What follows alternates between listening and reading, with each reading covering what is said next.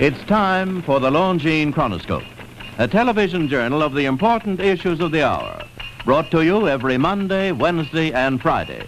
A presentation of the Longines Whitnor Watch Company, maker of Longines, the world's most honored watch, and Whitnor, distinguished companion to the world-honored Longines. Good evening, this is Frank Knight. May I introduce our co-editors for this edition of the Longines Chronoscope? Larry Lasser from the CBS television news staff, and August Heckscher, chief editorial writer for the New York Herald Tribune.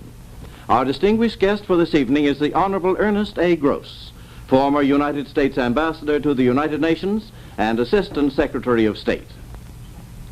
From now on until next fall, when the United Nations Assembly meets and the congressional elections take place, this country will be faced by a continuing question. Can we keep Red China out of the United Nations? Now, our guest tonight has probably had more experience in fighting the battle of and against Red China's entry, and successfully, I may say, than any other man. So, Mr. Gross, we'd like to ask you, as our former ambassador to the United Nations, what do you think our present chances of keeping China out are at the moment?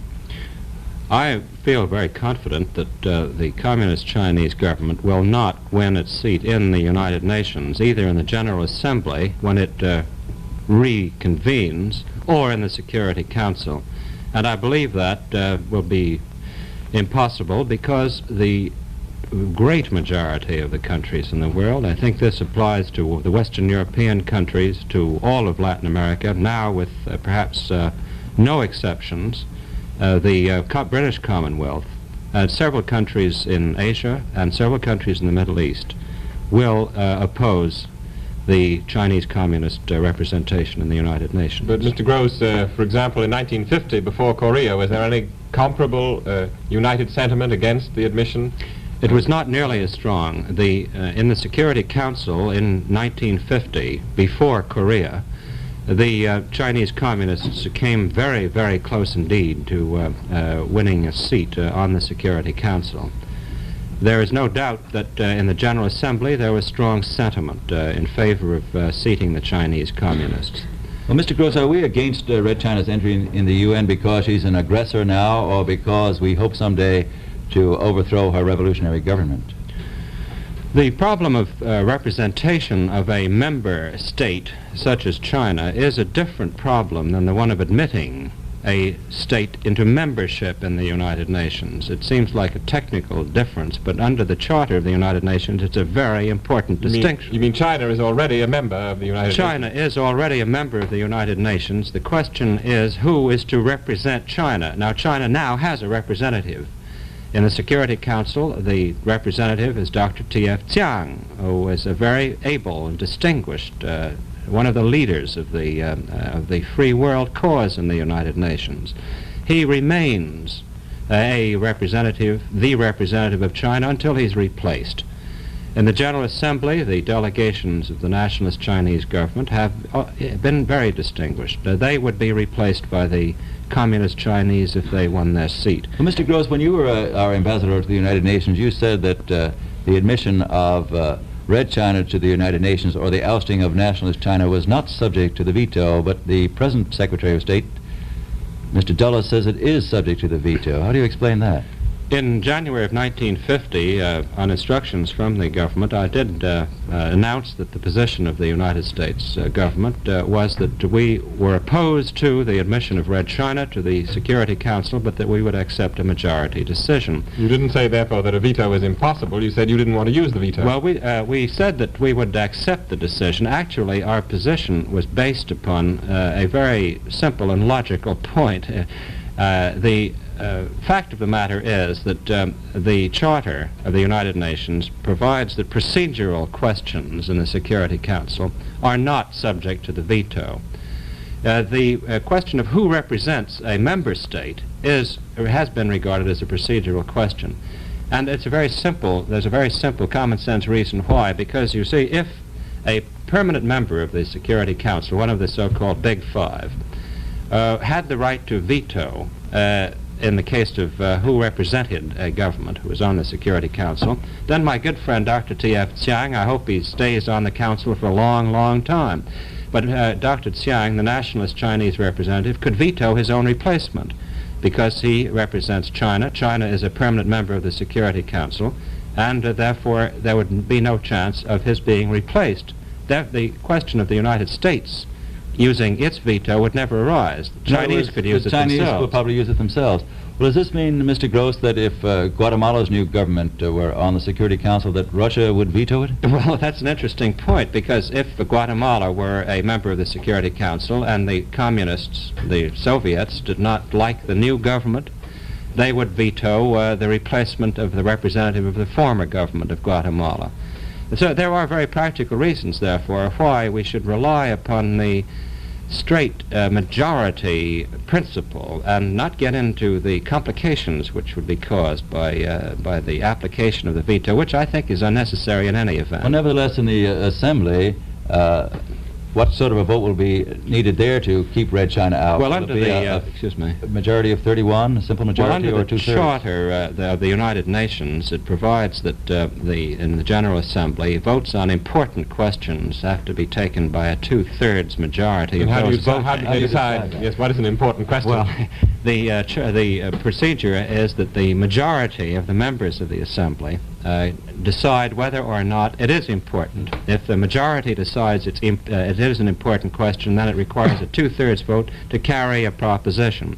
I have no doubt that the problem of the representation of China would be regarded by a majority of the members as an important question, and therefore would be subject to the two-thirds vote. Isn't all this discussion rather backwards? Wouldn't we first, when the vote come up on the ousting of Formosa of the nationalist Chinese government before Red China could be seated?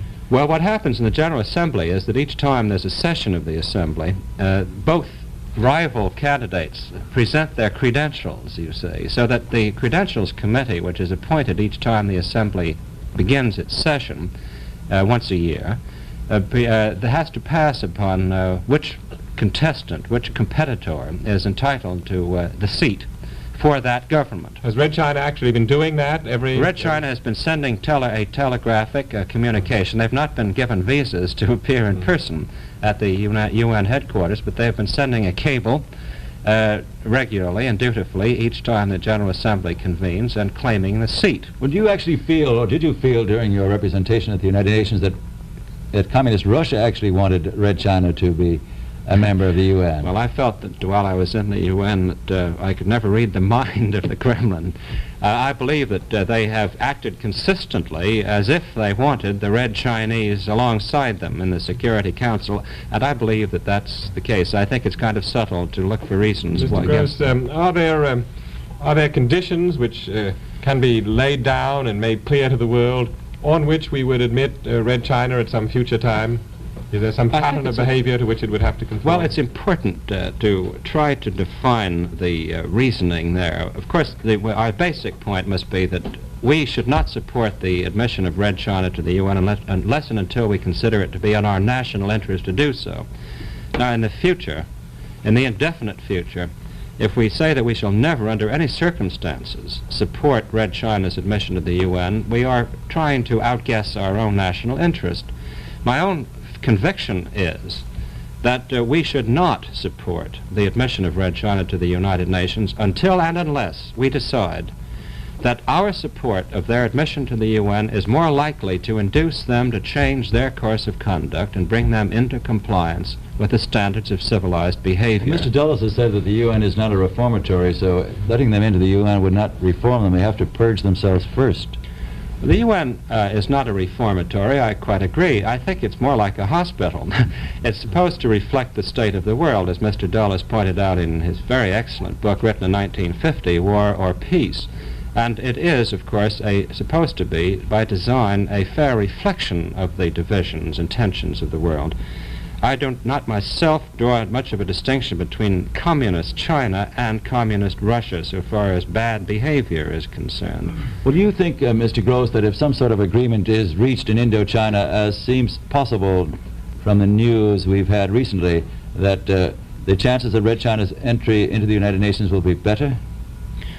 Well, I think that there will be more pressure on the part of countries, some of whom are now, of course, teetering on the edge of supporting Communist China. Those countries which have recognized Communist China, there are some 14 to 16, I don't recall the exact number, have not, by and large, voted to admit Red China to the UN, to seat Red China. But it is true that the closer the Chinese Communists come in the future, if they come to compliance with the standards of international behavior, there will be pressures to seat them. Well, actually, if this pressure gets very strong and it appears as though Red China will become a member of the United Nations, do you think we should withdraw? What would happen if the United States actually walked out of it? I just don't believe we will walk out of the United Nations. That would lead to a fragmentation of not of the United Nations, but of our national policy of solidifying the free world. We cannot possibly break up the United Nations without reverting to the age-old balance of power, a principle and practice which has inevitably led to war. We have to do what has been called develop a community of power. I don't think the United Nations is really working as well as it should. I think that the Russians have obstructed it from the beginning. But we must, it seems to me, persevere in the effort to solidify the free world. And we can only do it through collective action. Thank you very much, Mr. Gross. We appreciate having you here tonight. The opinions expressed on the Longines Chronoscope were those of the speakers. The editorial board for this edition of the Longines Chronoscope was Larry Lasser and August Heckscher. Our distinguished guest was the Honorable Ernest A. Gross, former United States Ambassador to the United Nations and Assistant Secretary of State.